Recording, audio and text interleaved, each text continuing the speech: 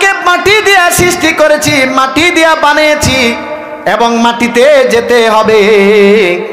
এবং আল্লাহ পাক রব্বুল আমিন আমাকে আপনাকে মাটি থেকে উত্তোলন করবেন। তাহলে বোঝা গেল আমার শুরু মাটি, মাঝে মাটি, মাঝখানে মাটি, শেষে মাটি। তাহলে আমার যেহেতু আল্লাহ তাআলা আমাকে মাটি দিয়ে বানাইছেন, আবার মাটিতে যেতে হবে, আবার আল্লাহ তাআলা আমাকে মাটির থেকে উত্তোলন করবেন, তাহলে বোঝা গেল আমার শুরু মাটি, মাঝখানে মাটি, শেষে মাটি।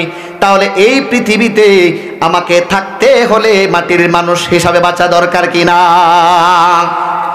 মাটি যেরকম কথা বলতে পারে না, মাটি যেরকম গুলি চালাইতে পারে না, মাটি যেরকম পিস্তল চালাইতে পারে না, মাটি যেরকম গীবত করতে পারে না, মাটি যেরকম একজনের জমি আরেকজনের জমিতে কোদাল দিয়ে কাইটা নিয়ে যাইতে পারে না, মাটি যেরকম ঝগড়া ফাসাদ করতে পারে না, তাহলে এই পৃথিবীতে আমাকে মাটির মানুষ হিসাবে বাঁচা দরকার কিনা বলেন?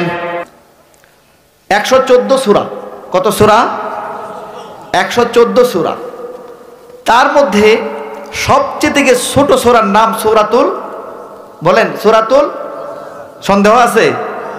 সূরাতুল কাউসার। সবচেয়ে থেকে বড় সূরার নাম কি? সূরাতুল, জোরে বলেন, সূরাতুল বাকারা। এই সূরা ফাতিহা থেকে নিয়ে সূরা নাসের ভিতরে একটা সূরা, যে সূরায় আয়াতে কারিমা তেলাওয়াত করছি আপনাদের সম্মুখে, সূরাতুল আনফাল। সূরায়ে আনফাল।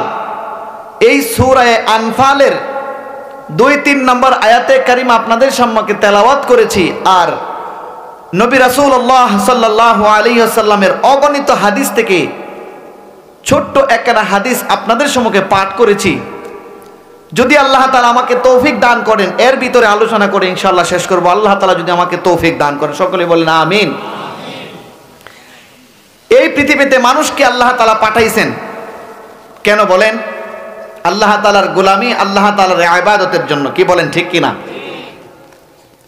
এখন আল্লাহ তাআলা উদ্দেশ্য কি? বান্দা আমার উপকার করবে, বান্দা আমার জিকির করবে, বান্দা আমার ইবাদত করবে, গোলামি করবে। শুধু আমাকে পাঠাইছেন না, জিন জাতিকেও পাঠাইছে। দুই শ্রেণীর থেকে আল্লাহ তাআলা হিসাব নেবেন। কয় শ্রেণী? জোরে বলেন, কয় শ্রেণী থেকে? একটা হচ্ছে ইনসান, একটা কি আমরা যারা এখানে আছি ইনসান মানুষ, আর একটা হচ্ছে জিন, যা আমরা চোখে দেখি না। তাদেরও কিন্তু হিসাব হবে, আমাদেরও যেরকম হিসাব হবে তাদেরও এরকম হিসাব হবে। আর অন্য কোনো প্রাণীর হিসাব হবে না, শুধু আমাদের এই দুই জাতির হিসাব হবে। তো আল্লাহ তাআলা আমাদেরকে এই পৃথিবী পাঠিয়েছেন কেন? আল্লাহ তাআলার গোলামির জন্য। সহজ ভাষায় আপনি বুঝবেন, যে উদ্দেশ্য করে আল্লাহ তাআলা আমাদেরকে এই পৃথিবীতে পাঠিয়েছেন, সেই উদ্দেশ্য যদি আল্লাহর কাছে স্বয়ংসম্পূর্ণ হয়, তাহলে কিন্তু আল্লাহর কাছে কোনো মূল্য নাই। কি বলেন, থাকবে? থাকবে না। আপনাদের এই মসজিদের নাম কি? কেন্দ্রীয় জামে মসজিদ। এই কেন্দ্রীয় জামে মসজিদের মধ্যে একটা ঘড়ি লটকানো আছে, আছে না? এই ঘড়িটার উদ্দেশ্য কি? সময় মতো টাইম দিয়ে যাতে মুসল্লিরা নামাজ পড়তে পারে, না এর চেয়ে আরো বেশি কিছু? এখন যদি ওই ঘড়িটা সময় মতো টাইম না দিতে পারে, তাহলে ওই ঘড়িটা ওইখানে কোনো মূল্য আছে? কি করবে? ফেলে দিবে, না নিচে রাখা দিবে। ঠিক তদ্রূপ এই ঘড়ির যেইটার জন্য এই ঘড়িটা টানানো হয়েছে, সেইটা যেহেতু এই ঘড়ি দিতে পারতেছে না, তাহলে এই ঘড়ির মূল্য মুসলমানদের কাছে, আপনাদের এলাকার মুসল্লিদের কাছে, ইমাম সাহেবের কাছে, কারো কাছে সেটার মূল্য নাই। ঠিক তদ্রূপ আমার আল্লাহ যে এই জন্য আমাকে আপনাকে পাঠিয়েছেন, সেই উদ্দেশ্য যদি আল্লাহর না হয়, তাহলে এই ঘড়ি যেরকম আমার আপনার কাছে মূল্য নাই, আমার আপনার আল্লাহর কাছে কোনো মূল্য থাকবে না। ঠিক কিনা? কথা বুঝতে পারছেন? তো আল্লাহ তাআলা আমাদেরকে 30 পারা কোরআনের মধ্যে 4000 আয়াতের কারিমার মধ্যে আল্লাহ তাআলা ওয়াজ করেছেন। কি করেছেন বলেন? 4000 আয়াতের মধ্যে আল্লাহ তাআলা ওয়াজ করেছেন। আর বাকি যত আয়াত আছে সমস্ত হালাল, হারাম, জায়েজ, নাজায়েজ সব বয়ান করছে। তো সূরা আনফালের থেকে আমি মাত্র 3খানা আয়াতে কারিমা আপনাদের সম্মুখে তেলাওয়াত করেছি। তো সূরা আনফাল থেকে আমি আপনাদেরকে কিছু কথা বলবো। মানুষ প্রথমত 2 ভাগে বিভক্ত। কত ভাবে? 2 ভাগে। একটা হচ্ছে আস্তিক, আর একটা হচ্ছে নাস্তিক। নাস্তিক তো আমরা সবাই জানি। কি বলেন, জানি না? নাস্তিক যারা নবীকে মানে না, আল্লাহ তাআলাকে মানে না, নবীর কোরআনকে মানে না, উল্টা পাল্টা করে, এটা নাস্তিক। এদের তো নাস্তিক আমরা সবাই জানি, যেটা আল্লাহকে মানে না, নবীকে মানে না, এটা হলো আলাদা বিষয়। কিন্তু আস্তিকের ভিতরে আবার 3 ভাগ। কয় ভাগ? 3 ভাগ। এক ভাগ হচ্ছে মানুষ, আমরা যারা মানুষ। আরেক ভাগ হলো কাফের, এরাও কিন্তু মানুষ। আরেক ভাগ হচ্ছে খাঁটি মুমিন। খাঁটি, এখন কারা খাঁটি মুমিন এটার কিছু পরিচয় আছে। খাঁটি মুমিনের কি আছে? পরিচয় আছে। কি বলেন? খাঁটি মধুর পরিচয় আছে না নাই? যখন মধু কিনতে যাই, এটা খাঁটি মধু কিনা, বলি কিনা? এটা খাঁটি ঘি কিনা, এটা অরিজিনাল দুধ কিনা, বলি কিনা? ঠিক তদ্রুপ আমরা খাঁটি মুমিন আজকে এখান থেকে চিনে যাব। ঠিক আছে তো ইনশাআল্লাহ? যদি আপনারা কি থাকবেন শেষ পর্যন্ত, নাকি বাগাতালি দিবেন? বাগাতালি দিবেন না তো? বাগাতালি দিয়েন না। আচ্ছা, কে বাগাতালি দিব যে ভালো লাগতেছে না? মাহফিল কিন্তু প্রতিদিন আসে না, কি বলেন আসে? 1 বছর পরে মাহফিল আসছে। এই মাহফিলের মধ্যে আপনারা দ্বীনের কথা শুনে খাঁটি মুমিন চিনে এরপর এখান থেকে যাবেন তো ইনশাআল্লাহ? আচ্ছা, وأطيعوا الله ورسوله إن كنتم مؤمنين وأطيعوا الله ورسوله إن كنتم مؤمنين।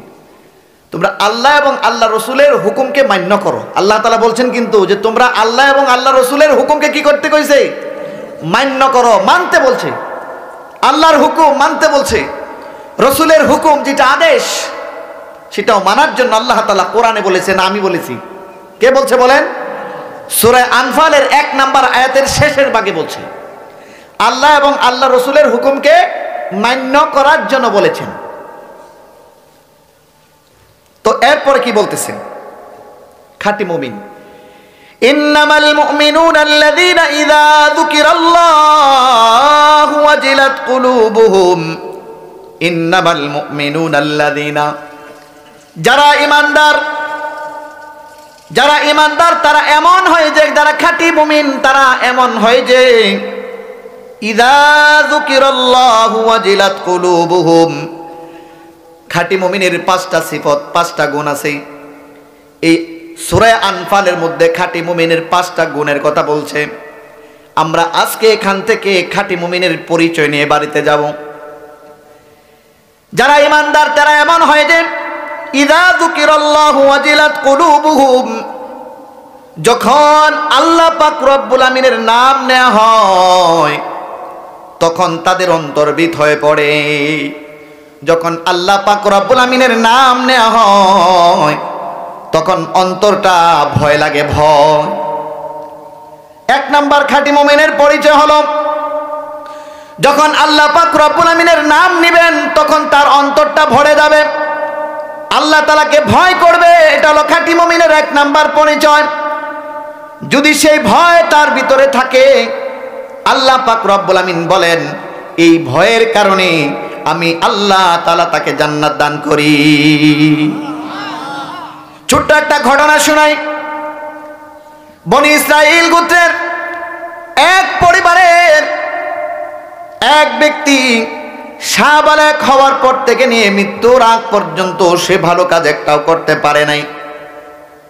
তার আমলনামায় শুধু খারাপ খারাপ খারাপ, ভালো কাজ একটাও করতে পারে নাই। তার আমলনামায় রোজা নাই, নামাজ নাই, হজ নাই, যাকাত নাই, দান সদকা নাই, কোনো কিছুই, কোনো আমল তার আমলনামায় নাই। শুধু গুনার গুনাহ গুনাহ। মৃত্যুর আগে তার অন্তরের মধ্যে ভয় আসছে। কি ভয়? ওই উপরের মালিকের ভয় আসছে। আমি যদি মারা যাই, আমি মারা যাওয়ার পরে আমাকে যদি কবরস্থ করা হয়, সেখানে আল্লাহ পাক রব্বুল আমিন আমাকে আযাবের ফেরেশতার মাধ্যমে আমাকে ডেন্ডা বেরি পড়াবে, আমাকে মার দিবে, আমি সেই মার সহ্য করতে পারবো না।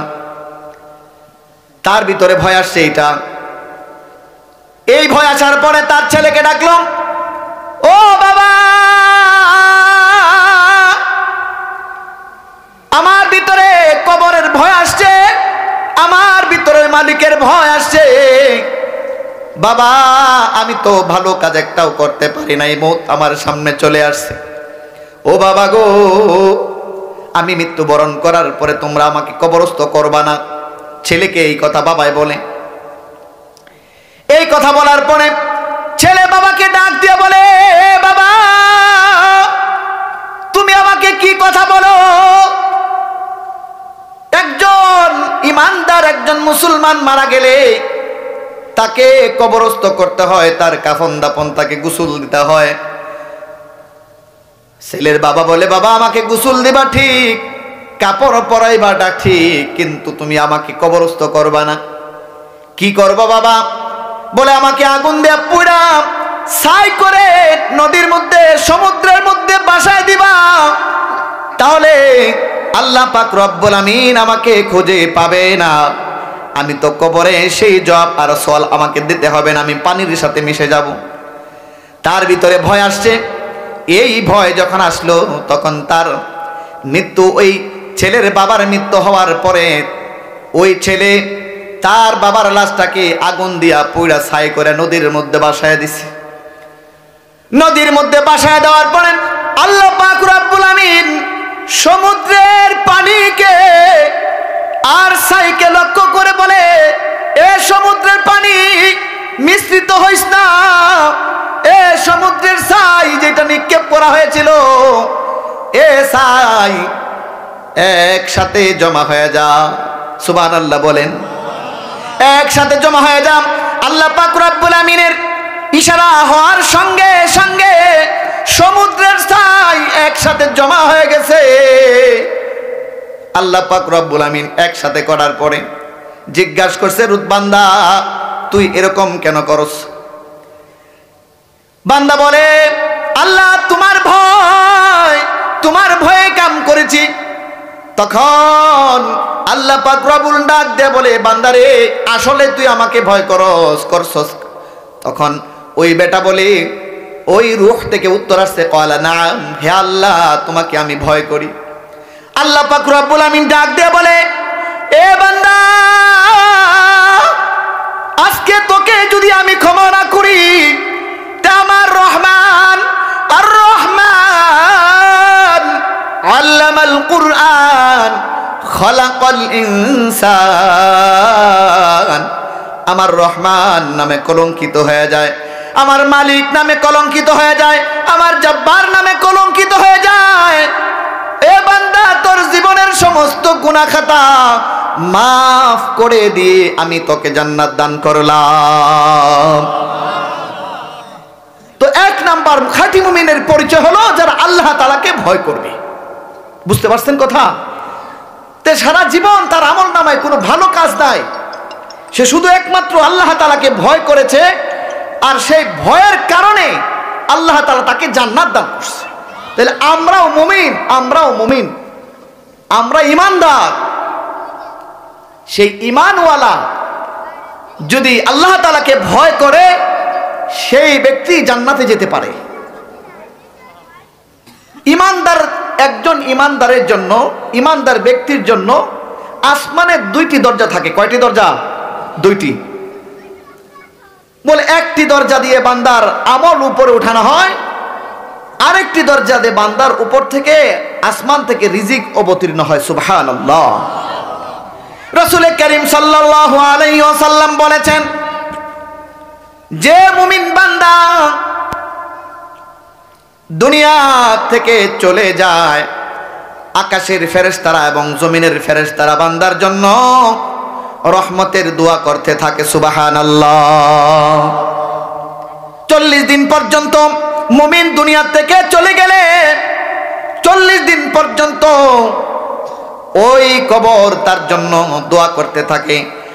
আর সে জীবিত থাকা অবস্থায় যত জায়গায় সেজদা করেছে, সেজদার জায়গাগুলি তার জন্য রহমতের দোয়া করতে থাকে। তাহলে একজন মুমিন, খাঁটি মুমিনের পরিচয় হচ্ছে সে আল্লাহ তাআলাকে ভয় করবে। এক নাম্বার মনে থাকবে তো ইনশাআল্লাহ। ভয়ের 3টা মাকসাদ হতে পারে। তাফসীরে রুহুল মানির মধ্যে খাঁটি মুমিনের যে পরিচয়ের ব্যাপারে বলেছে 3টা। ইয়া আইয়ুহাল্লাযীনা আমানুত্তাকুল্লাহ, হে ঈমানদারেরা আল্লাহ পাক রব্বুল আমিনের তোমরা ভয় করো। আল্লাহ তাআলা কোরআনের কথা, এটা হলো 1 নাম্বার। ইয়া আইয়ুহাল্লাযীনা আমানুত্তাকুল্লাহ, ভয়ের তিনটা মাকসাদ। এক নাম্বার মাকসাদ হলো হালাল রিজিক অন্বেষণ করা।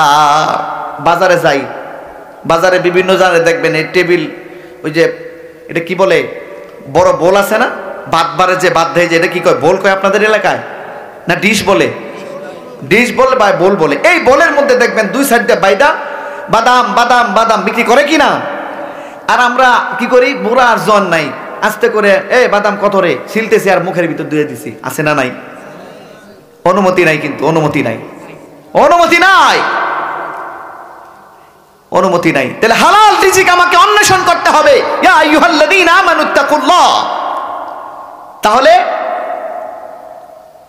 এটা অনেক মাপের, অনেক এক আল্লাহর ওলি, অনেক বড় মাপের একজন আল্লাহর ওলি হালালের ব্যাপারে বলতেছেন যে এমন বড় মাপের একজন আল্লাহর ওলি, যে আল্লাহর ওলি জিকির করতে করতে যখন জিকির করছেন সমুদ্রের মাছ পর্যন্ত এরকম ওনার তালে তালে জিকির করা শুরু করে দিয়েছে। সুবহানাল্লাহ। তো ওই আল্লাহর ওলি উনি একদিন স্বপ্নে দেখলেন বাইতুল মুকাদ্দাস যাবেন, স্বপ্নেতে উনি যাবেন ওখানে, স্বপ্নে দেখলেন আল্লাহর ইবাদত বন্দেগী করতে করতে বাইতুল মুকাদ্দাস গেছেন, কিন্তু ওইখানে যাওয়ার মতো কোনো রাস্তা নাই। এক বুড়া বেটার দোকান থেকে যায় একটা 1 কেজি খেজুর নিছে, শুকনা খেজুর, খেজুর নিয়া পিঠের মধ্যে ব্যাগের মধ্যে লইছে, আর একটা মস্ক ভরে পানি নিছে। তো মস্ক ভরে পানি নিয়ে যখন ছুটছে, তো দেখা গেছে 2-10 মাইল 15 মাইল যাওয়ার পরে একটা খেজুর খায়, এক গ্লাস পানি খায়, খায় একটা স্কুলের মধ্যে রাত্রি যাপন করে, আর সারা রাত্র সে নামাজের মধ্যে কাটায়। কিন্তু যখন সে 1 কেজি খেজুর কিনছিল, সে একটা খেজুর মালিকের বেশি তার ব্যাগের মধ্যে পড়ে গেছে। একটা খেজুর, কয়টা খেজুর? একটা খেজুর মালিকের ব্যাগ, মালিকের খেজুর তার যিনি কিনছেন ওনার ব্যাগের মধ্যে একটা খেজুর পড়ে গেছে। তো পড়ে যাওয়ার পরে তো লয়ে গেছে, লয়ে যাইতে যাইতে যাইতে বাইতুল মুকাদ্দাস গেছে। বাইতুল মুকাদ্দাস যায়, ওখানে যায় শরীর হাইফসা গেছে, মানে শরীর ক্লান্ত হয়ে গেছে, ওইখানে নামাজের মধ্যে দাঁড়ায় গেছে, নামাজ পড়তেছে। নামাজ পড়ে শুয়ে রয়েছে, 2 জন সাদা কাপড় পরিহিত ফেরেশতা আইছে, বলতেছে যে ওই আল্লাহর ওলি কে? বলতেছে উনি তো প্রথম মাপের প্রথম সিঁড়ির একজন আল্লাহর ওলি। বলতেছে ওনার তো 1 বছরের ইবাদত আল্লাহ তাআলা কবুল করেন নাই। এই কথা শোনায় দিলেন। তখন যখন এই কথা বললেন, বলার পরে বলতেছে কেন? বলতে তুমি মালিকের দোকান থেকে, যে মালিকের দোকান থেকে তুমি 1 কেজি খেজুর কিনছিলা, একটা খেজুর মালিকের বেশি তুমি খেয়ে ফেলছো, এই জন্য তোমার 1 বছরের আমল কবুল করছে। আল্লাহর ওলি 1 বছরের রাস্তা 1 মাসে ওই বুড়া বেটার দোকানে আইসা দেখে বুড়া বেটা নাই, তার ছোট একটা ছেলে বৈশা রয়েছে, বেচা কেনা করতেছে। আল্লাহর ওলি আইসা বলে, ও বেটা, তোমার বাবার দোকান থেকে আমি 1 কেজি খেজুর কিনেছিলাম, একটা খেজুর আমি বেশি খেয়ে ফেলছি, বিদায় আল্লাহ আমার 1 বছরের ইবাদত বন্দেগী কবুল করেন না। বাবা তুমি আমাকে মাফ করে দাও, আমি মুসাফির মানুষ। ছেলে উত্তর দিয়া বলে, ও আল্লাহর ওলি, আমার এই ব্যবসার মধ্যে আমার মার একটা হক আছে, আমার বোনের একটা হক আছে, আমার আরেক ভাই আছে তার একটা হক আছে, এই 3টা হক আছে। আমি আমারটা ক্ষমা করতে পারবো, আর 2 জনেরটা আমি ক্ষমা করতে পারবো না। ওই 2 জনের আমি ক্ষমা করতে পারবো না। আল্লাহর ওলি বলে, তোমারটা তুমি ক্ষমা করে দাও, এখন তোমার মায়ের কাছে লয়ে যাও। লয়ে গেছে মায়ের কাছে। আল্লাহর ওলি বলে, ও বুড়িমা, আমি আপনার স্বামীর দোকান থেকে 1 কেজি খেজুর কিনছিলাম, একটা খেজুর বেশি খেয়ে ফেলছি, বিদায় 1 বছরের আমল আল্লাহ পাক রব্বুল আমিন কবুল করতেছেন না। ও বুড়িমা, আমাকে ক্ষমা করে দেন। বুড়িমা বলল, আমারটা আমি ক্ষমা করতে পারবো, আমার আরেকজন মেয়ে আছে, সেই মেয়েরটা আমি ক্ষমা করতে পারবো না। দৌড়ায় গেছে ওই মেয়ের কাছে, ও মা, তোমার বাবার দোকান থেকে আমি 1 কেজি খেজুর কিনছিলাম, একটা খেজুর বেশি খেয়ে ফেলছি বিদায় আল্লাহ পাক রব্বুল আমিন আমার 1 বছরের ইবাদত কবুল করেন না। মা তুমি আমাকে ক্ষমা করে দাও। ওই মেয়েও ক্ষমা করে দেওয়ার পরে আল্লাহর ওলি মসজিদের মধ্যে যায় নামাজের মধ্যে দাঁড়ায় গেছে। নামাজের মধ্যে দাঁড়ায় যাওয়ার পরে ওই 1 বছরে যে নামাজ পড়েছিল সেই নামাজ থেকে হাজার হাজার গুণ উত্তম হয়ে গেছে নামাজ। সুবহানাল্লাহ। তাহলে এই হালাল রিজিক আমাকে অন্বেষণ করতে হবে যদি ইত্তাকুল্লাহর মানা হইতো। তাহলে 1 নাম্বার খাঁটি মুমিনের পরিচয় হলো আল্লাহ তাআলাকে ভয় করা। 2 নাম্বার বলতেছেন ওয়াইদা তুলিয়াত আলাইহিম আয়াতুহু যাদাতুহুম ঈমানা। ওয়াইদা তুলিয়াত আলাইহিম, এবং যখন তাদের সামনে আল্লাহ পাক রব্বুল আমিনের কোরআন তেলাওয়াত করা হয় যাদাতুহুম ঈমানা, তখন তাদের ঈমান বৃদ্ধি পায়, ঈমান বেড়ে যায়। যখন আমি কোরআন তেলাওয়াত করি বুঝতে হবে আমার কোরআন তেলাওয়াত করলে আমার ঈমানটা বৃদ্ধি পায়। আজকাল বর্তমান কোরআন তেলাওয়াত আমাদের থেকে দূরে চলে গেছে। কোরআন তেলাওয়াত কোথায় চলে গেছে? দূরে চলে গেছে। সাধারণত আপনারা দেখেন এখানে যারা যদি মাস্টার থাকেন আমাদের ওই অত্র অঞ্চলে নেত্রকোনা মোহনগঞ্জ এলাকায় প্রাইমারি স্কুল যতগুলি শহরে এবং গ্রামগঞ্জে যত স্কুল আছে সমস্ত স্কুলে আপনার 1 থেকে নিয়ে 3য় শ্রেণীর একটা ইসলাম শিক্ষা বই, যেটা নৈতিক শিক্ষা, 1 থেকে নিয়ে একবারে 71 নম্বর পৃষ্ঠা পর্যন্ত হইল একটা ইসলাম শিক্ষা বই। কত নাম্বার? 1 থেকে 71 নম্বর পৃষ্ঠা পর্যন্ত হলো একটা ইসলাম শিক্ষা 3য় শ্রেণীর একটা বই। এখন শুরুতে কোনো রকম আলিফ বা তা সায় কোরআনের কোনো কিছু অল্প কিছু দেয়া রাখছে, আর সর্বশেষ যখন বাৎসরিক পরীক্ষা হয় তখন বলতেছে 53 থেকে 71 পর্যন্ত আপনাদের প্রশ্ন হবে। তখন আমি দেখলাম ওইটার ভিতরে কোরআনের কোনো কিছুই নাই, আছে শুধু কিভাবে হিন্দুদের সাথে আচরণ করা লাগবো, পশু পাখির কিভাবে খেদমত করা লাগবো, মুরগির কিভাবে খেদমত করা লাগবো, গাছের কিভাবে খেদমত করা লাগবো, গাছের কিভাবে শিখর কিভাবে জন্মায়, এইগুলি হলো ইসলাম শিক্ষা। তো এই জন্য কোরআনুল কারীম আমি শিখবো, আমার ছেলেকে শিখাইবো এবং আমার মেয়েকে শিখাইবো বলে যখন কোরআনের শিক্ষা আমার অন্তরের ভিতরে থাকবে তখন রক্তের সাথে রক্ত আর কোনোদিন বেঈমানি করবে না, ঠিক কিনা? আর যদি কোরআনের জ্ঞান আমাদের ভিতরে না থাকে তাহলে তো সব শেষ। এই জন্য যার অন্তরের ভিতরে কোরআনুল কারীম আছে এইটা হলো রহমতের ঘর, আর যার ভিতরে কোরআন নাই সেটা শয়তানের ঘর বিবেচিত। এই জন্য কবি বলেছেন কোরআন শিক্ষা কর মুসলমান, কোরআন শিক্ষা কর, নোবেল নাটক ছেড়ে দিয়ে খোদার কোরআন পড়। খোদার কোরআন শিক্ষা কর মুসলমান, কোরআন শিক্ষা কর, নোবেল নাটক ছেড়ে দিয়ে খোদার কোরআন পড়, নোবেল নাটক ছেড়ে দিয়ে খোদার কোরআন পড়। যার সিনাতে আছে কোরআন, যার সিনাতে আছে কোরআন, নেই কো তাহার ডর।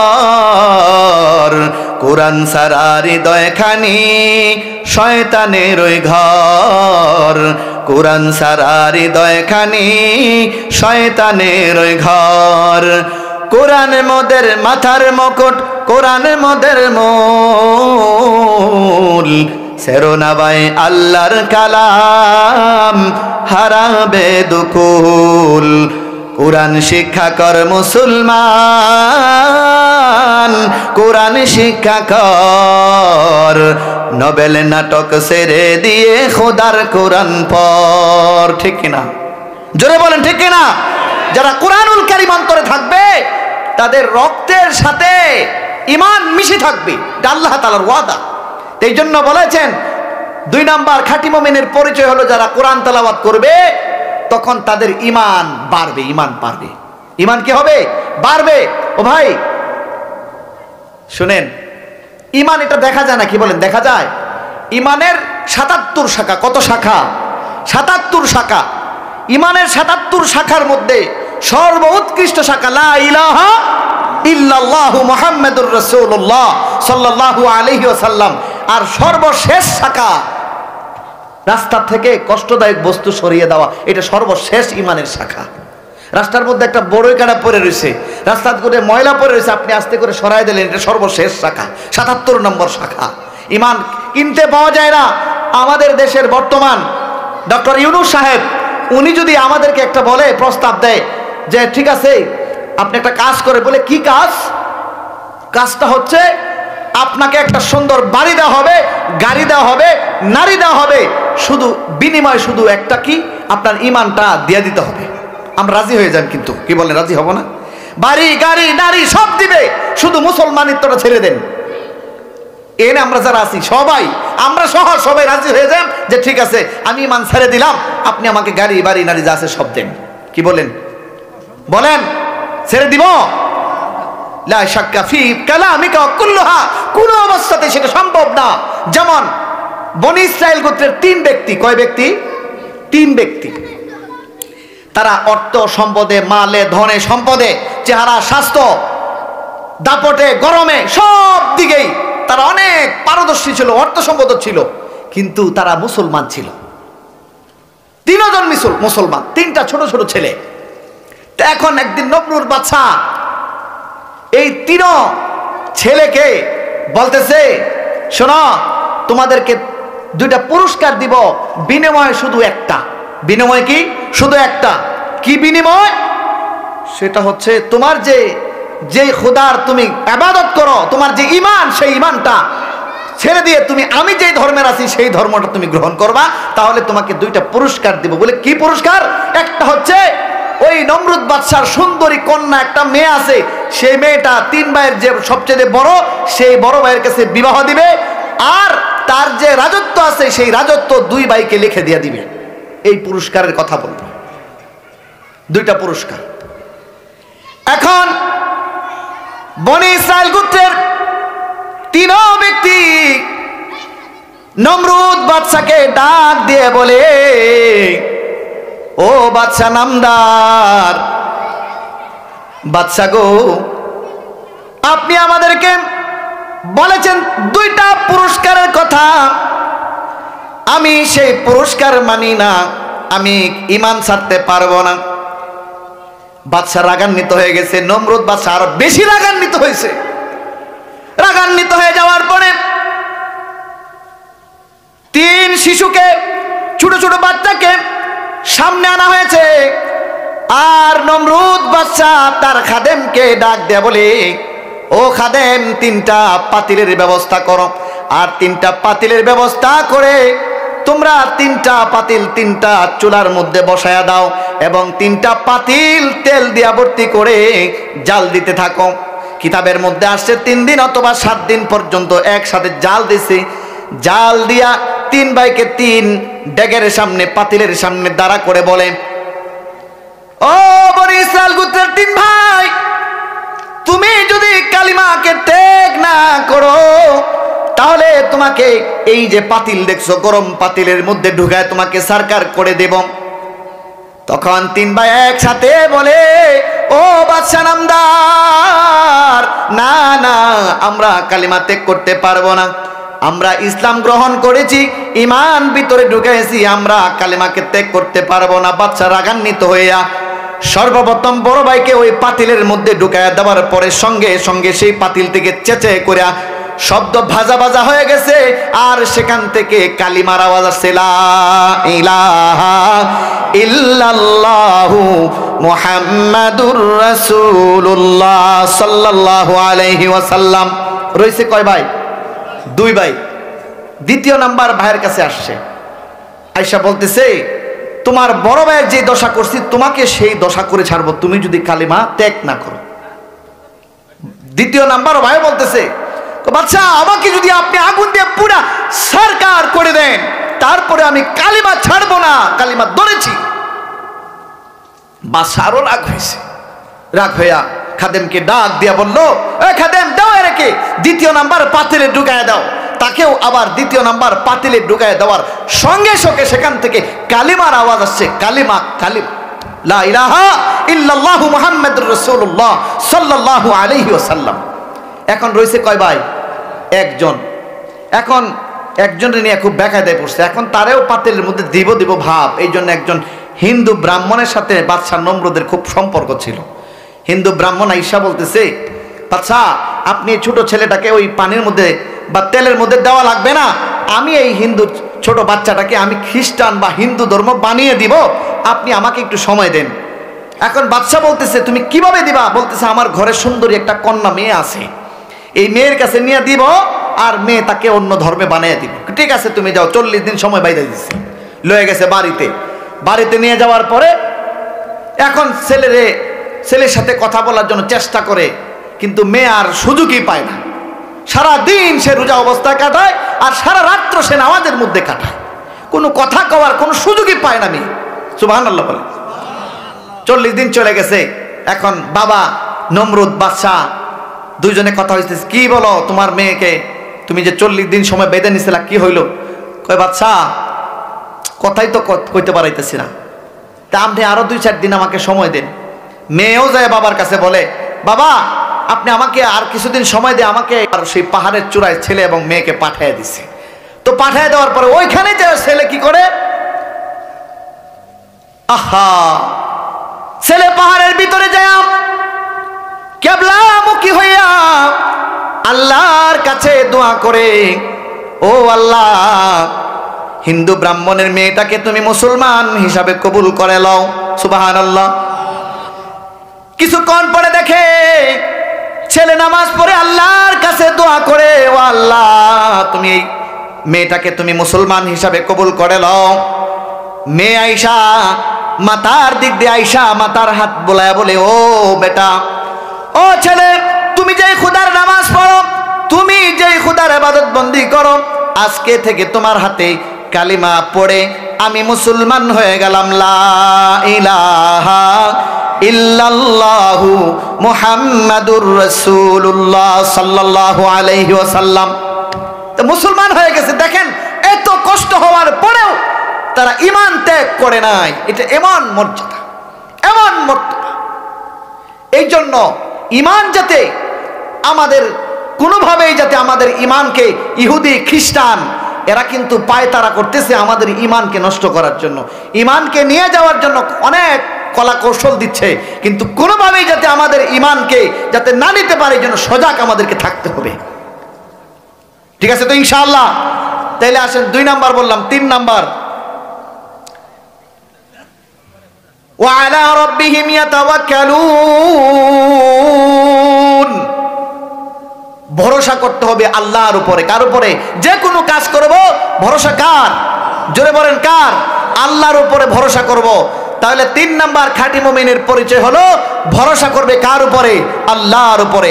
আসেন 4 নাম্বার, আল্লাযীনা ইউকিমুনাস সালাতা ওয়া মিম্মা রাযাকনাহুম ইউনফিকুন। আল্লাযীনা ইউকিমুনাস সালাতা, যারা নামাজকে প্রতিষ্ঠা করে, নামাজ আদায় করে, কাল কিয়ামতের ময়দানে সর্বপ্রথম নামাজের হিসাব হবে। কি বলেন ঠিক কিনা? মুয়াজ্জিন সাহেব মসজিদের মধ্যে আযান দেয়, আল্লাহু আকবার আল্লাহু আকবার, এই বলে মসজিদের মধ্যে মুয়াজ্জিন সাহেব আযান দেন। আযান দেওয়ার পরে আমরা তোরাই হলো কাজের দিকে। না আশরাফ আলী থানভী রহমাতুল্লাহি আলাইহি বলেন, আশরাফ আলী থানভী রহমাতুল্লাহি আলাইহি বর্ণনা করতেছেন, উনার বাড়ির পাশে এক ব্যক্তি মৃত্যুবরণ করার পরে পরামর্শ শুরু করে দিয়েছে, যে ব্যক্তি মারা গিয়েছে তাকে কবরস্থ কোথায় করা যায়, কোন জায়গায় তাকে কবরস্থ করব, এই পরামর্শ সে শুরু করে দিয়েছে। সবাই পরামর্শ করার পরে বলতেছে মৃত্যু ব্যক্তির বাড়ির কাছে একটা কবর খনন করার জন্য গেছে। অর্ধেক কবর যখন খনন হয়ে গেছে তখন দেখে কবরের গর্তের ভিতরে আপনার ভয়ঙ্কর একটা প্রাণী সেই কবরের মধ্যে চলে আসছে। ভয়ঙ্কর প্রাণী কবরের মধ্যে চলে আসছে, কোদালের আসারি দ্বারা বা লাঠি দ্বারা সেই ভয়ঙ্কর প্রাণীটাকে সরানোর জন্য চেষ্টা করতেছে, কোনোভাবেই সরাইতে পারলো না। সবাই পরামর্শ করতেছে যে এখানে কবরস্থ করলে লাশের ক্ষতি হবে না, এখানে কবরস্থ করা যাবে না, লও আরেক জায়গায় যাই। আরেক জায়গায় গেছে, সেখানে অর্ধেক কবর খনন যখন হয়ে গেছে তখন আবার সেই ভয়ঙ্কর প্রাণীটা আবার দ্বিতীয় গর্তের মধ্যে চলে আসছে। কোদালের আসারি দ্বারা আবার যারা কবর খুদনেওয়ালা ওনারা চেষ্টা করতেছে যাতে তাকে সরানোর জন্য কোনোভাবেই সরাইতে পারতেছে না, অনেক চেষ্টা করতেছে কোনোভাবেই সরাইতে পারে না। আবার পরামর্শক্রমে এই কবরটাও বন্ধ করে দিয়েছে। মৃত্যু ব্যক্তির বাড়ির পাশে গেছে, সেখানে যায় আবার আর একটা কবর খনন করছে। কবর খনন করার পরে জানাজা পড়া যখন লাশটাকে কবরের পাশে নিয়ে আসছে, প্রথম এবং দ্বিতীয় গর্তের মধ্যে যে ভয়ঙ্কর প্রাণীটা আসছে, সেই প্রাণীটা আবার তৃতীয় নম্বর গর্তের মধ্যে আইসা হাজির হয়ে গেছে। সবাই পরামর্শ করলো কি করা যায়, না না আর অন্য কোথাও নেওয়া যাবে না, তাকে এখানে কবরস্থ করা হোক। তখন এখানেই কবরস্থ করা হয়েছে। কবর দিয়া যখন চলে যায়, বাড়ির দিকে চলে গেছে, তখন আল্লাহর দুইজন বান্দা এই কবরের পাশ দিয়ে হাঁটতে চলে যাচ্ছে। হাইটা যাচ্ছেন, কবরের ভিতর থেকে হাড্ডি ভাঙা আওয়াজ আসতেছে। কুরবানির সময় গোশত খেয়ে রাত্রে যখন হাড্ডিগুলি বাইরে ফেলে দেওয়া হয়, তখন কুকুরে যখন রাত্রিবেলা নিশিরাইতে যখন কটকট শব্দ করে কিনা বলেন, জোরে বলেন করে কিনা? কবরের ভিতর থেকে এরকম হাড্ডি ভাঙা আওয়াজ আসতেছে। মৃত্যু ব্যক্তির স্ত্রীর কাছে দৌড়ায় গেল, দৌড়া যা বলতেছে, ও মৃত্যু ব্যক্তির স্ত্রী, তোমার স্বামীর কি আমল ছিল যেই আমলের কারণে তোমার স্বামীর কবর থেকে হাড্ডি ভাঙা আওয়াজ আসতেছে? মৃত্যু ব্যক্তির স্ত্রী বলে, আমার স্বামীর কোনো আমল ছিল না, কোনো আমল ছিল না, শুধুমাত্র সে ওইরকম ভাবে একটা আমলের প্রতি তার ঘাটতি ছিল, সেটা হচ্ছে সে নামাজের এহতেমাম করতো না, রক্তের সাথে রক্তের যে মিল সেটার সাথে তার সম্পর্ক ছিল না, আত্মীয়তা ছিন্ন করে। একজনে সহযোগিতা করেছে, সহযোগিতারা বরকত মনে করে না। একজনে সহযোগিতা করেছে, সেই সহযোগিতাটাকে সহযোগিতা মনে করে না। 5 ওয়াক্ত নামাজ আদায় করে না, নামাজের এহতেমাম করে না, আত্মীয়তার সাথে ছিন্ন করে দেয়। কারণ আত্মীয়তার সাথে যারা ছিন্ন করবে তারা জাহান্নামী, জাহান্নামী। এই জন্য আমাদের আত্মীয়তা ছিন্ন করা যাবে না। আমরাও মুসলমান, আমি মারা যাওয়ার পরেও আমার কবরের মধ্যে এরকম হতে পারে কি পারে না বলেন? যদি আমরা 5 ওয়াক্ত নামাজ না পড়ি, আমার কবর এরকম হতে পারে। কারণ কাল কিয়ামতের ময়দানে সর্বপ্রথম নামাজের হিসাব হবে। নামাজের হিসাব যদি আমি সঠিকভাবে দিয়ে দিতে পারি, তাহলে আমার আমল অটোমেটিকলি সুন্দর হয়ে যাবে, আমার বাকি হিসাবও সুন্দর হয়ে যাবে। রাসূল করিম সাল্লাল্লাহু আলাইহি ওয়াসাল্লাম বলেছেন, আকসারা মা ইয়ালিজু বিহিল ইনসানুন নার ইল্লা জাওফান আল ফারাজু ওয়াল ফাম ওয়া আকসারা মা ইয়ালিজু বিহিল ইনসানুল জান্নাহ বিতাকওয়াল্লাহি আযজা ওয়া জাল্লা ওয়া হুসনুল খালক। একটু পরে এটার তরজমা করতেছি। তাহলে 4 নাম্বার কি বলেছি? খাঁটি মুমিনের পরিচয় 5 ওয়াক্ত নামাজ আদায় করতে হবে। এখন আসেন, এটা 4 নাম্বার। 5 নাম্বার, ওয়া মিম্মা রাযাকনাহুম ইউনফিকুন। আল্লাহ পাক রব্বুল আমিন যেই রিজিক দিয়েছেন সেই রিজিক থেকে আল্লাহ রাস্তায় ব্যয় করা, আল্লাহ রাস্তায় ব্যয় করা, দান সদকা করা। আর দান সদকা যদি করে সেখান থেকে শুকরিয়া আদায় করা, শুকরিয়া আদায় করা। শুনেছি এই মসজিদ এবং আশেপাশে যত এলাকা, এই আশেপাশে যত জায়গা আছে, এই অত্র এলাকার সুনামধন্য একজন ব্যক্তি নাকি মসজিদ মাদ্রাসার নামে দান করেছে। কি বলেন, ঠিক কিনা? আপনারা আসতে বললেন, 2-4 জন বললেন, তার মানে ঠিক না? জোরে বলেন ঠিক। দিছে কিনা? দে নাই? শুকরিয়া আদায় করতে হবে, শুকরিয়া আদায়। শুকরিয়া আদায় না করলে কাজ হবে না, শুকরিয়া আদায় করতে হবে। বলে এত সম্পত্তি সেই মসজিদের, এই সম্পদ কাল কিয়ামতের ময়দানে সুপারিশ করবে, সুপারিশ করবে। কি সুপারিশ? যে মসজিদের নামে দিয়েছে, এরকম দান সদকা করেছে, এরকম আল্লাহ রাস্তায় দান করেছে, সেগুলি সুপারিশ করবে, সুপারিশ। বদামন আসতে থাকবে ডান দিক দিয়া, পিছন দিক দিয়ে আসবে, উপর দিক দিয়ে আসবে, বাম দিক দিয়ে আসবে। ডান দিকে যখন আসবে তখন নামাজে বাধা দিবে, বলে না না এদিক দিয়ে ঢুকতে পারবে না, আমি আছি নামাজ, তার জন্য সাক্ষী হয়ে আছি, সাক্ষী দিবে। আসবে পায়ের দিক দিয়া, আযাব আসবে পায়ের দিক দিয়ে, বলবে না না সে দান সদকা করেছে, মসজিদ মাদ্রাসায় দান করেছে, এই সাক্ষী সেই দিক দিয়ে দাঁড়ায় যাবে। না না, তার সেই দিক দিয়ে বদ আমল ঢোকা যাবে না, খারাপই ঢোকা যাবে না। প্রত্যেক সাইড দিয়ে ডান দিকে বাম দিকে আসবে, কোনো দিক দিয়ে ঢুকতে পারবে না। এই জন্য বেশি থেকে বেশি যারা দান সদকা করেছেন তাদের শুকরিয়া আদায় করা, তাদের জন্য দোয়া করা। বলে দোয়া করলে কি হবে? আপনার ঠিকানা জান্নাত করবে। এই জন্য কি করবেন? রাযাকনা তাবাদ্দুলু, যে রিজিক আল্লাহ তাআলা দিয়েছেন সেই রিজিক আল্লাহর রাস্তায় ব্যয় করা, বেশি থেকে বেশি দান সদকা করা। বলে কি হবে? পরে আল্লাহ তাআলা বলতেছেন উলাইকা হুমুল মুমিনুনা হাক্কা, তারাই সত্যিকারের মুমিন। যারা উপরে 5টা কথা বললাম, উলাইকা হুমুল মুমিনুনা হাক্কা, তারাই সত্যিকারের মুমিন। লাহুম, তাদের জন্য রয়েছে 3টা পুরস্কার। কয়টা পুরস্কার বলেন? 3টা পুরস্কার। 1 নাম্বার দারাজাত, মর্যাদা সম্মান আল্লাহ তাআলা বৃদ্ধি করে দেন। সুবহানাল্লাহ। বলেন মর্যাদা সম্মান মর্যাদা দেওয়ার মালিক কে? আমাদের দেশের প্রধানমন্ত্রী, সাবেক প্রধানমন্ত্রী, আপনারা সবাই চিনি না? কি বলেন চিনি না? আমাদের প্রধানমন্ত্রী ছিলেন। সেই প্রধানমন্ত্রী দেশের জন্য, আমি যেদিক দিয়ে আসছি দেখলাম অনেক কাজ করছে। কি করছে ভাই? এটা কি অস্বীকার করার? অস্বীকার করবেন কেউ? আপনারা কি অস্বীকার করতে পারবেন না? আমরা উলামায়ে কেরাম যারা, কেউ অস্বীকার করার কোনো সুযোগ নাই যে এত উন্নয়ন করেছে, এত উপকার করেছে, কিন্তু মর্যাদা এত ধস নামছে। কারণটা কি বলেন? কারণটা কি? কারণ আছে না নাই? এইটার সাথে সম্পর্ক না থাকার কারণে, এইটার সাথে সম্পর্ক না করার কারণে আরো কিছু সমস্যা আছে। আমলাদেরকে সুযোগ সুবিধা দিয়ে দিচ্ছে, যারা নেতা তাদেরকে মূল্যায়ন করে নাই। মূল্যায়ন না করার কারণে আজকে দেখছেন না, এক সারিতে পালিয়ে গেছে। যারা চেয়ারম্যান হয়েছে, চেয়ারম্যান, উনি সারাদিন চেষ্টা করে জনগণের সাথে মিশে আছে, এরপরে কি করে বলে যে না না না, উনিকে মূল্যায়ন না করার কারণে অবস্থা।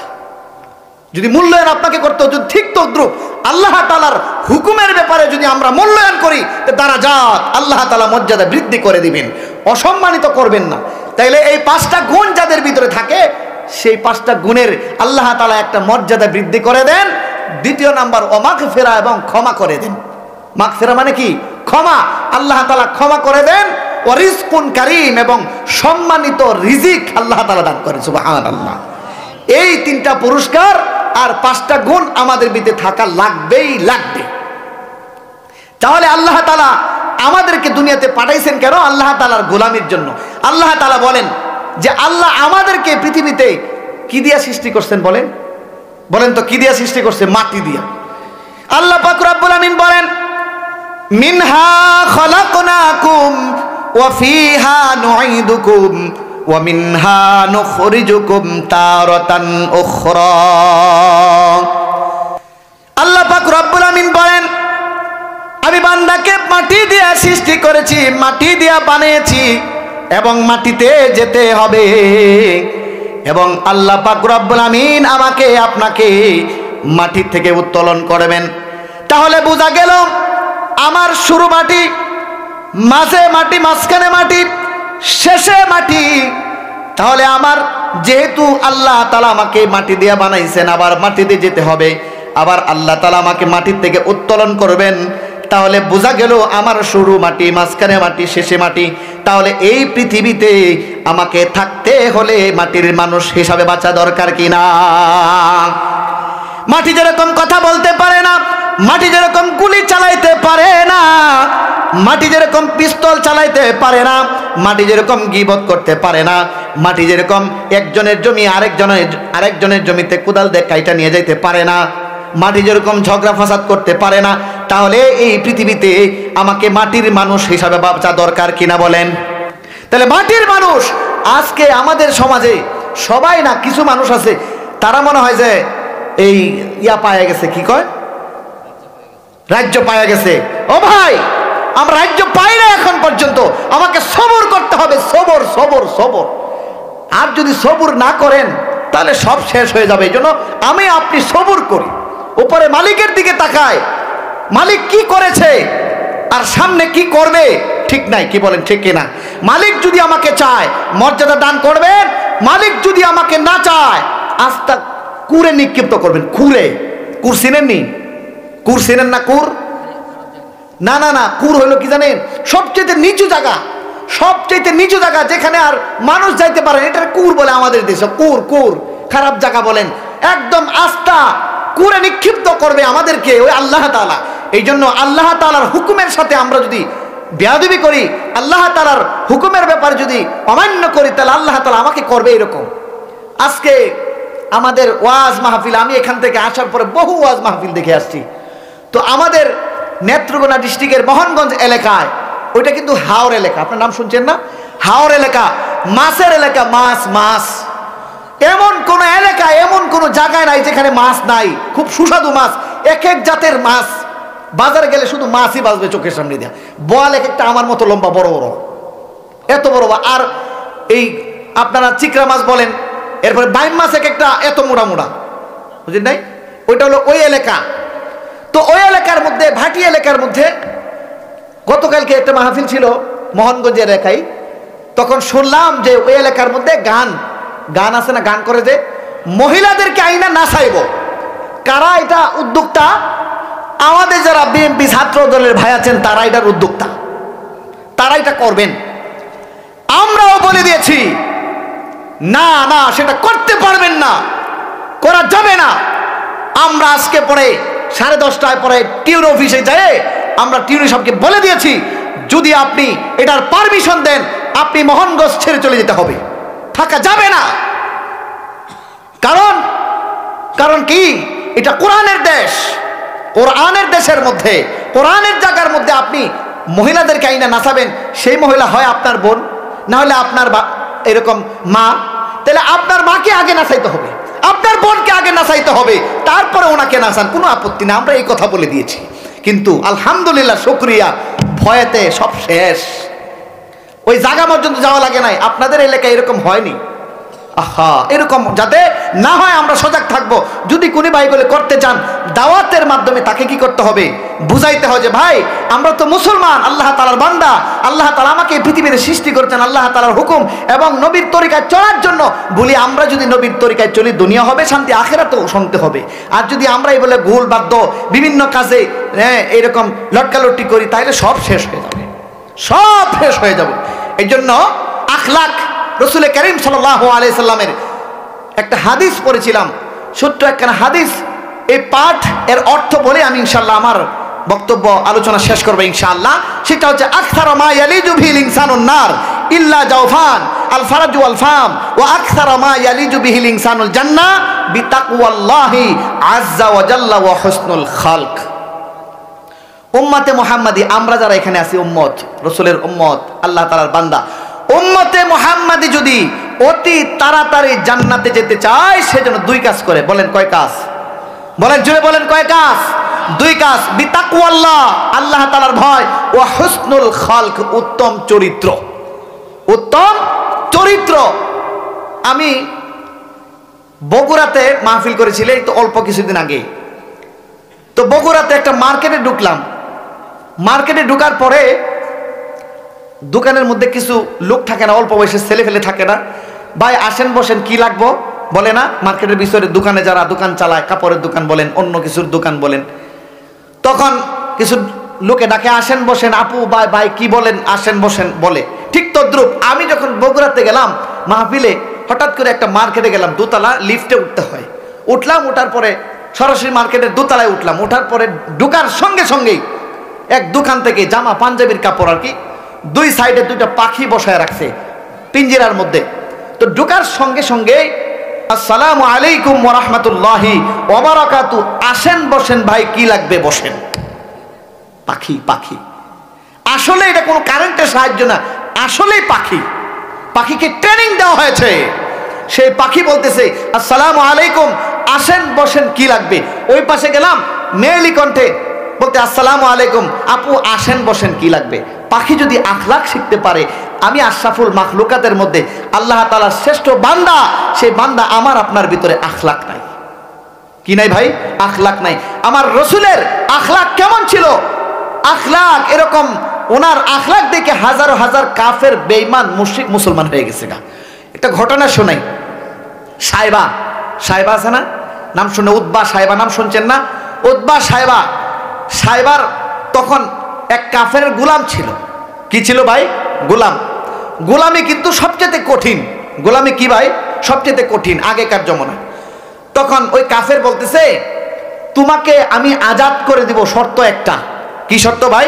তোমাকে আমি আজাদ করে দিব, শর্ত একটা। সেই শর্তটা হচ্ছে তুমি যদি মুহাম্মাদের গায়ে রাগ তুলতে পারো তাহলে তুমি আজাদ হয়ে যাইবা। আমাদের নবীর গায়ের মধ্যে তুমি যদি রাগ তুলতে পারো তাহলে তুমি আজাদ হয়ে যাইবা। এই কথা ছেড়ে দিছে তারে। এখন সাহেবা বলতেছে এইটা কি কোনো ব্যাপার, আমি হুজুরের গায়ে রাগ তুলতে পারবো না, যে কোনো একটা কিছু কইলে তো হুজুর রাগিয়া যাইব, না হলে একটা ডেল মারবো রাগিয়া যাইব, তাহলে তো আমি আজাদ হয়ে যাব, গোলাম আর থাকা লাগবে না।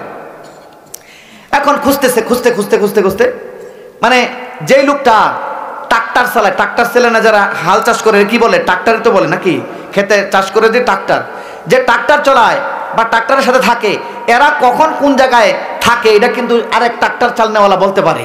ব্যবসা বাণিজ্য যারা করে কখন কোন দোকানে থাকে, যে এই লোকটার অমুক দোকানে পাইবা এখন এই টাইমে, কি বলে বলতে পারে না। তখন ওই সাহেবা হাঁটতেছে, হঠাৎ করে জিজ্ঞেস করতেছে, এই রসুলরে দেখছো, রসুলরে দেখছো, রসুল কোথায় আছে? হ্যাঁ দেখাইছে, ওই মসজিদের মধ্যে বৈশা রয়েছে। দৌড়ায় গেছে মসজিদের মধ্যে, যায় দেখে আল্লাহ রসুল সাল্লাল্লাহু আলাইহি সাল্লাম পূর্ব দিকে ফিরা বয়ান করতেছে। কি বয়ান? কার সাথে? হযরত আলী, হযরত উমর, হযরত উসমান, ওনাদের সাথে বৈশা আলোচনা করতেছে, দ্বীনের আলোচনা করতেছে। এখন গেছে, যাওয়ার পরে মসজিদের সামনে গেছে, বাপরে বাপ, উমর তো বিরাট চেতা মানুষ, খুব রাগে মানুষ, যদি খালি কোনো কিছু বই আমার তো দৌড়ে ধরে মারিয়ে ফেলবো, তাহলে কেমনে কি করব। এখন সে চিন্তা করতেছে কি করা যায়, ঢেল দিলে তোমার দৌড়ে মারিয়ে ফেলবো না, কি করব। তখন তার ভিতরে কইলো, একটা চিন্তা এলো, কিরে আমি তো দৌড় দেওয়া যেতে পারতাম না, ঠিক আছে এক কাজ করি, রাগটা তুলে দেই। রাগ কিভাবে তুলছে? সেন খুললে আস্তে করে মসজিদের মধ্যে দাঁড়ায় প্রস্রাব করা শুরু করছে পশ্চিম দিকে ফিরিয়া। নাউজুবিল্লাহ। মসজিদের ভিতরে প্রস্রাব শুরু করে দিছে। এমতেই হযরত ওমর তো খুব রাগী, আস্তে করিয়া টান মেরে বসা দিয়ে, এই তুই কি করছ রে? আল্লাহ রাসূল সাল্লাল্লাহু আলাইহি ওয়াসাল্লাম হযরত ওমরে বলতেছে, হে ওমর, তুমি কারো কষ্টের কারণ হয়ো না।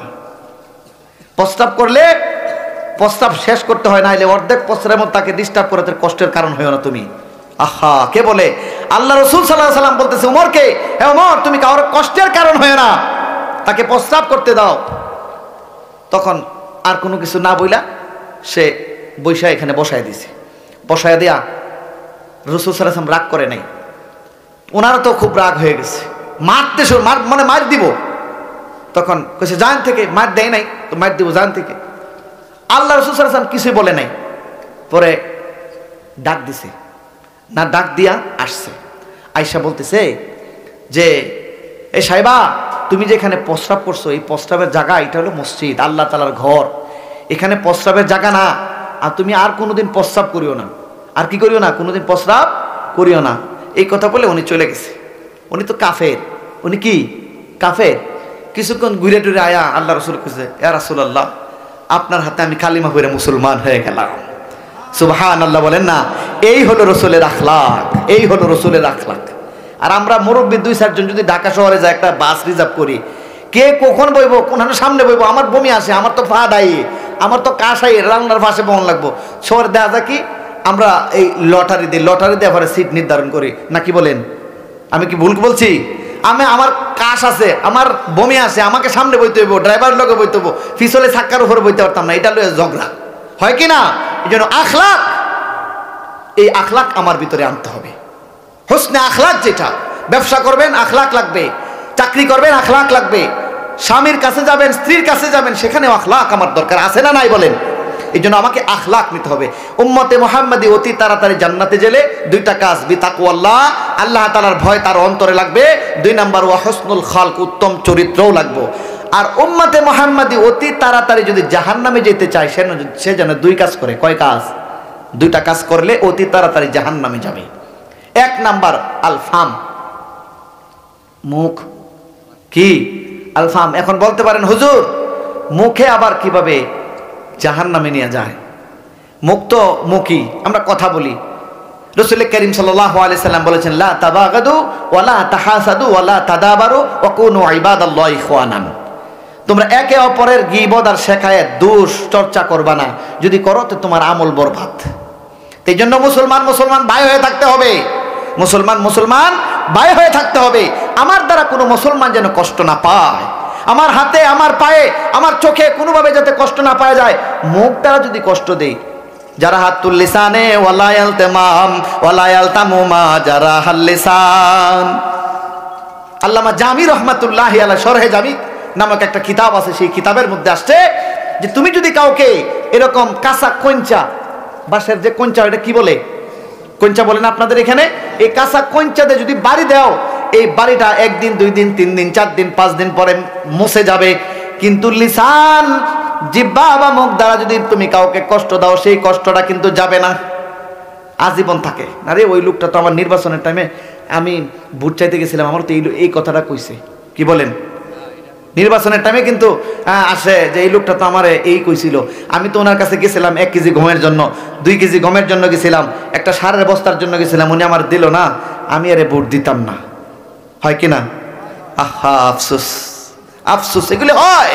এই জন্য আমার এই মুখে অতি তাড়াতাড়ি জাহান্নামে নিয়ে যায়। আরেকটা হচ্ছে অল ফারাজ। অল ফারাজ শব্দের তো নিজের লজ্জাস্থান, গিয়ে জিনা, ব্যভিচার আছে কি না, এগুলি আছে। হযরত ওমর রাদিয়াল্লাহু তাআলা আনহু, শুনেন, হযরত ওমর রাদিয়াল্লাহু তাআলা আনহু বাঘের সিংহ ছিলেন। হযরত ওমর রাদিয়াল্লাহু তাআলা আনহু একদিন হঠাৎ করে এক যুবকের ঘরে দেখতেছে সে মদ খাইতেছে। কি খায়? মদ খাইতেছে। হযরত ওমর রাদিয়াল্লাহু তাআলা আনহু ভিতরে ঢুকে গেছে, ঘরের ভিতরে ঢুকে অনুমতি নেই, যায় যুবকের হাত ধরছে শক্ত করে, হাত ধরে বলে, যুবককে, এ যুবক, তুমি তো 2টা গুনাহ করতেছো। বলে, আর আমি কি গুনাহ করছি এটা বলেন। বলতেছ তুমি মদ খাইতেছো, আরেকজনকে গুনাহ করাইতেছো, তুমি তাকেও মদ খাওয়াইতেছো। যুবক বলে, হ্যাঁ এ ওমর, আমি 2টা গুনাহ করে ফেলছি, 2 জনে মিলে। আপনি তো 3টা গুনাহ করে ফেলছেন। ওরে বাপরে, কি গুনাহ করছি তুমি আমাকে বলো। বলে, 1 নাম্বার, আপনি ঘরে যখন ঢুকলেন তখন সালাম দেন নাই। 2 নাম্বারে, আপনি যখন ঘরে ঢুকলেন কোনো অনুমতি নেন নাই। 3 নাম্বার হচ্ছে আমরা 2 জনের দোষ, এটা মানুষের কাছে বেড়ায় বলতেছেন। এই কথা বলার পরে হযরত ওমর রাদিয়াল্লাহু তাআলা আনহু হাত ছেড়ে দিয়ে বাই বাই চলে গেলেন, ওনার হুজরাতে চলে গেলেন, কামরাতে চলে গেলেন। চলে তো গেছেনই বহুদিন পরে ওই 2 যুবক ওনার বাড়িতে মজমা ডাকলেন। মজমা ডাকার পরে এরকম ভাবে মজমার মধ্যে আসলেন। মজমার মধ্যে যখন আসলেন, আসার পরে হযরত ওমর রাদিয়াল্লাহু তাআলা আনহু ওই 2 যুবককে দেখে চিনে ফেললেন। হাতের আঙ্গুলি দ্বারা ইশারা করলেন, যুবককে দাঁড়াও, এদিকে আসো। হযরত ওমর বলে, এ যুবক, আমি তোমার ঘর থেকে যেই দিন বাহির হয়েছিলাম, তোমার ঘর থেকে তোমার হাতটা ছেড়ে আমি যেই দিন বাহির হয়েছিলাম, সেই দিন থেকে তোমার কারো কাছে তোমাদের দোষ আমি কারো কাছে বলি নাই। হযরত ওমর এই কথা বললেন। যুবক বললেন, ওমর, আপনি যেদিন আমাদের হাত ছেড়ে ঘর থেকে বাইর হয়েছিলেন, সেদিন থেকে আমরা আর কোনোদিন মদ পান করি না। সুবহানাল্লাহ। তাহলে আমার এই মুখের মাধ্যমে সবকিছু, কি বলেন, মুখের দ্বারাই সবকিছু। কিন্তু মুখ যদি পবিত্র থাকে সবকিছুই পবিত্র, আর যদি মুখ আমাদের পবিত্র না থাকে তো সবকিছু বরবাদ, সবকিছুই বরবাদ। এই জন্য আল্লাহ তাআলা বলেছেন, যেহেতু আল্লাহ তাআলা আমাদের এই পৃথিবীতে সৃষ্টি করেছেন, পাঠিয়েছেন, এই জন্য আমাকে ওইভাবে মাটির মানুষ হিসেবে বাঁচতে হবে। কি বলেন, মাটির মানুষ হিসাবে আমাকে বাঁচতে হবে। আল্লাহ তাআলা বলেন, ইয়া আইয়ুহাল্লাযীনা আমানুত্তাকুল্লাহ হাক্কা তুকাতিহি ওয়া লা তামুতুন্না ইল্লা ওয়া আনতুম মুসলিমুন। প্রকৃত মুসলমান না হয়ে তোমরা কবরে আসবে না। আবার আল্লাহ তাআলা বলেন, প্রত্যেক জাতিকে মৃত্যুর স্বাদ গ্রহণ করতে হবে। তাহলে আল্লাহ তাআলার কি লীলা খেলা, কি লীলা খেলা। আমরা পুরুষ হইছি, আল্লাহ তাআলার অনেক হুকুম, তো অনেক হুকুম আছে, যে হুকুমগুলি আমরা পরিত্যাগ করে ফেলতেছি। পর্দা একটা হুকুম, বড় হুকুম।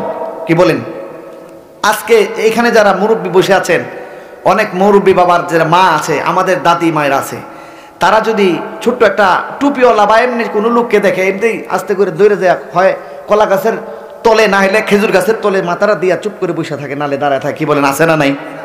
আপনাদের এখানে আছে না? আছে, আমাদের এখানেও আছে। তো এরকম চুপ করে বসে থাকে। কিন্তু এখন বর্তমান পর্দা উঠেই চলে গেছে, পর্দা উঠেই চলে গেছে, নাই নাই নাই, একদম শূন্য হয়ে গেছে। এখন তাদের জন্য মার্কেট ছেড়ে দিয়েছে, তাদের জন্য সব কিছু একবারে লিস্ট করে দিয়েছে, যাও, আর কোনো দরকার নেই। এই জন্য আমাকে আমার এই হুকুমের ভিতরে, পর্দার হুকুমের ভিতরে, আল্লাহ তাআলার হুকুম, সেই পর্দা করা, সেই নারীদেরকে আমাকে পর্দার মধ্যে চলাইতে হবে। আজকে বাসার মধ্যে স্বামী স্ত্রী সবচেয়ে বেশি গর্বিল। আপনাদের এখানে নাই আলহামদুলিল্লাহ, কিন্তু আমাদের এনে, আমি তো একটা বড় মসজিদের খতিব, অনেক বড় মসজিদের, আপনারা এখানে যারা আছেন তার চেয়ে থেকে আরো 3 ডাবল না কয় ডাবল 5 ডাবল মুসল্লি হবে আমার মসজিদে। প্রতি শুক্রবার জুমায় হয়, প্রতি শুক্রবারে হয়। তো ভাই যেটা বলতেছিলাম যে সবচেয়ে থেকে আয়েশা বলে যে হুজুর বাসায় তো একটু সমস্যা। কি সমস্যা? হুজুর কিছু কোয়ানি জানে, ছেদ করে ওঠে। আর ছেদ করে ওঠে ভাই, কওয়ার মতো বলতে হবে, বলার মতো বলতে হবে। তুমি যদি একটু পরে কোথায় তেতা হয়, এটা তো গোতানের জিনিস না, বলার জিনিস না। তাকে নম্র ভাষায় বলতে হবে, আখলাকের সাথে বলতে হবে। আর যদি যাইকে তুমি এই খুশা মারো, তাহলে তো সে জ্বলবেই, জ্বলার জিনিস এইটা। এই জন্য তাদেরকে হাতায়া পিতায়া সুন্দর করে বলতে হবে যে আল্লাহ তাআলার হুকুম, ফরজ নামাজ পড়তে হবে, তার হুকুম পর্দা করতে হবে, এগুলি আমাদেরকে বুঝাইতে হবে। আর যদি আমি আমার স্ত্রীকে না বুঝাইতে পারি, আমার মেয়েকে আমি না বুঝাইতে পারি, আমার ছেলেকে আমি না বুঝাইতে পারি, এখন ছোট অবস্থায় যদি আমি আমার ছেলেকে না বুঝাইতে পারি, বড় হইলে পরে যখন ডাক দিবা বাবা মসজিদে যাই, সে যাবে বাজারে, শুনবে না। এই জন্য সময় থাকতে তাকে সেই শিক্ষাটা দিতে হবে, সময় থাকতে তাকে সেই কোরআনের শিক্ষা দিতে হবে। এই যে সেই কোরআন এমন হুকুম, আল্লাহ তাআলার হুকুম, সেই হুকুম পর্দা একটা হুকুম, সেই হুকুমটা আমাকে অবশ্যই আদায় করতে হবে। আমার মেয়েকে পর্দায় রাখতে হবে। আলহামদুলিল্লাহ, আপনাদের এটা হচ্ছে টাঙ্গাইল, আমাদের হাসপাতালে মোহনগঞ্জে উপজেলা স্বাস্থ্য কমপ্লেক্স জামে মসজিদ, সেই হাসপাতালে অধিকাংশ ডাক্তাররাই টাঙ্গাইলের। আলহামদুলিল্লাহ, অধিকাংশ ডাক্তার কোথাকার? টাঙ্গাইলে। টাঙ্গাইল শহরের আশেপাশে সবার বাড়ি প্রায় 13-14 জনের মতো আছে, সবার বাড়ি টাঙ্গাইল। যারা নার্স আছে ওদের বাড়িও টাঙ্গাইল, যারা ওই টিকিট ক্লার্ক আছে ওদের বাড়িও টাঙ্গাইল, যারা ওইখানে আপনার ওই টিকিট কাউন্টারে আছে তারাও টাঙ্গাইল। মানে সবাই একই অবস্থা টাঙ্গাইলের, সবাই টাঙ্গাইল, সবাই। তো কিছুদিন আগে আমি টাঙ্গাইল শহর থেকে এখানে মাহফিল করে গেছি, উনি আমাকে এখানে নিয়ে আসছিলেন।